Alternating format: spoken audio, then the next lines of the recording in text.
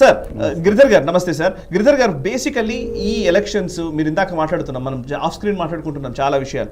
So 303 సీట్లు 2019లో గెలిచారు. 400 పార్ అనే నినాదంతో ఎలక్షన్ క్యాంపెయిన్ మొదలుపెట్టింది Bharatiya Janata party.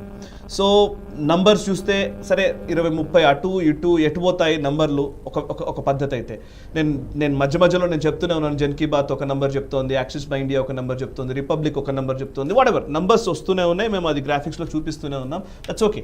But me prediction నేను తెలుసుకోవాలనుకుంటున్నాను. ఫస్ట్ మీ నెంబర్ ఎంత? ఎందుకంటే చాలా రోజుల నుంచి మేము 7 ఫేజెస్లో ప్రతి ఫేజ్లో ఒక్కోసారి మాట్లాడుకుంటున్నాము, ఇదేంటి అదేంటి అని అనుకుంటున్నాం. మీ నెంబర్ చెప్పాలని తెలుసుకోవాలి. నిజంగా దీన్ని ఈ ఎలక్షన్ని ప్రెడిక్ట్ చేయడం అన్నది కత్తి మీద సాము లాంటిదే.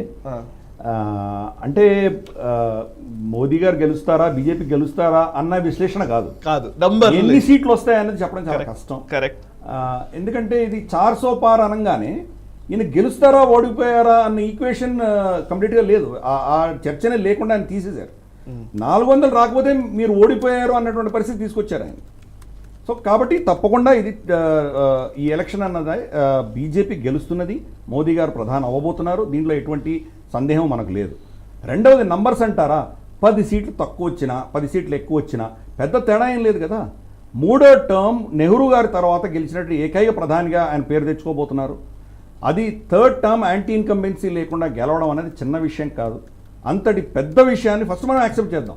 నంబర్స్ ఏమవుతుంది, 280 వచ్చాయి, 290 వచ్చాయి, 310 వచ్చాయి, 320 వచ్చాయి, దాని పెద్ద తేడా వచ్చేది ఏం లేదు. దాంట్లో ప్రభుత్వ ఆలోచన దృక్పథంలో మోదీ గారు చేయదలుచుకున్న దాంట్లో ఎటువంటి మార్పులు ఉండవు. కాబట్టి నంబర్స్ గేమ్ అనేది నేను పెద్దగా వెళ్ళదలుచుకోలేదు. బట్ రఫ్లీ నేను ప్రశాంత్ కిషోర్ చెప్పిన దాన్ని నేను ఏకీభవిస్తాను. మేజర్ చేంజెస్ నాకు ఎక్కడ కనిపించట్లేదు. నాకు మోదీ గారి వ్యతిరేకత అనేది ఎక్కడ కనిపించట్లేదు. సరే, కాంగ్రెస్ ఏమనింది, నార్త్ మే ఆధా సౌత్ మే శూన్య అంటున్నారు, కంప్లీట్ సాఫ్ అంటున్నారు. అదేం మనకేం కనిపించట్లేదు. కొన్ని స్టేట్స్లో తగ్గుండొచ్చు కాక, ఇంకొన్ని స్టేట్స్లో పెరుగుతున్నాయి. ఓవరాల్గా మనకు అంతనే కనిపిస్తున్నది. 303 కంటే టెక్నికల్గా ఒక సీట్ ఎక్కువ వచ్చిందంటే కనుక సరే, అది ఒక నెరేటివ్ అవ్వచ్చు మనకి, అంతకంటే ఎక్కువ వచ్చాయనొచ్చు. 3 సీట్లు తక్కువ వచ్చాయంటే కనుక చూడు మీరు ఓడిపోయారని కూడా ఏమైనా చెప్తారు. 300 సీట్లు వచ్చేవాళ్ళకి మరి దాన్ని ఏమంటారు, నెరేటివ్ని. అలాగే దక్షిణాదిన గతంలో 29 సీట్లు వచ్చాయి, ఇప్పుడు బహుశా 30-32 సీట్లు రావచ్చు, లేదా 28 సీట్లు రావచ్చు. దాంతో పెద్ద తేడా వచ్చేదేం లేదు.